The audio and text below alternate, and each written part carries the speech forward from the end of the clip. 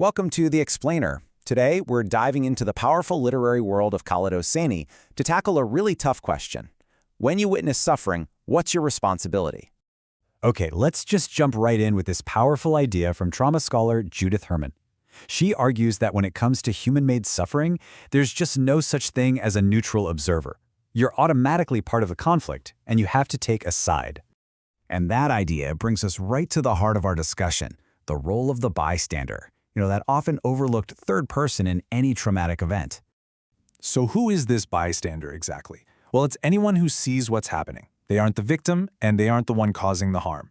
But simply by witnessing the event, boom, they're pulled into the story. And according to Herman, they're now facing a choice they absolutely cannot avoid. And here is the crucial point. Choosing to do nothing, that is not a neutral act. Standing by, staying silent, that's a decision. And a lot of the time, it's a decision that effectively sides with the perpetrator, empowering them with that very silence. All right, so let's see how this actually plays out. We'll start with Khaled Hosseini's first novel, The Kite Runner, because it gives us one possible model for a bystander's journey. So the protagonist of the novel, Amir, lives this incredibly painful, decades-long path. It all kicks off with one moment of cowardice in an alleyway when he's a kid, a total failure to act that just spirals into years and years of guilt and self-imposed exile. But then, decades later, the phone rings. He gets a call that gives him a chance to finally face his past and go on this incredibly dangerous quest for atonement. This one quote, which is literally the opening line of the book, shows you just how deeply that single moment of inaction defined his entire life. It tells us everything we need to know. The scar of being a bystander can last forever. So, what's the big takeaway here? It's that even though the failure of a bystander is profound, the novel suggests there's a path back. But, and this is a big but, it is not easy. It demands accountability, it demands action, no matter how much time has passed or how terrifying that action might be. But what if the choice isn't so black and white? Hosseini's later novel, And the Mountains Echoed, gives us a much more complex, much more cautionary tale for the bystander.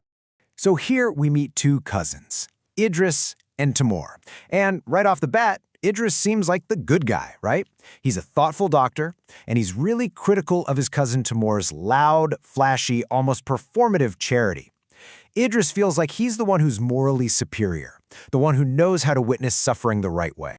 Then their morals get a real-world test. They meet a young girl named Roshi with this terrible injury, and Idris, the quiet doctor, he's genuinely moved. He makes a sincere, heartfelt promise in private to save her. But once he's back in his comfortable life, that promise starts to feel overwhelming, reckless even, and eventually he just stops replying to the nurse's emails. And this is where Hosseini delivers the brilliant twist. It's Timur, the cousin Idris judged so harshly for being insincere and flashy, who actually follows through. He's the one who gets Roshi the life-saving surgery she so desperately needs. And here's the powerful moral gut punch. Years later, Idris finds out that Roshi wrote a memoir and completely erased him from the story. She doesn't call him out for his failure. And the kindness of that omission, well, it hits him with the force of the very violence he failed to act upon. The point here is just crystal clear. Hosseini is basically saying that doing something, even if your motives are a little mixed, like Timur's, is morally superior to having the most perfect intentions in the world and doing nothing at all. So let's move into our final section and see how this all builds to a question that's really meant for all of us. And this leads to a pretty inevitable and, a slightly uncomfortable question. What's our role when we read these stories? Are we just consuming tragedy for entertainment, or are we being called to be witnesses in a way that actually means something? The argument is that these books don't let us off the hook. They implicate us, the readers. They're designed to force us to look inward and ask ourselves, okay, what would I do when I'm faced with injustice in my own life? And that leaves us with one final, powerful thought.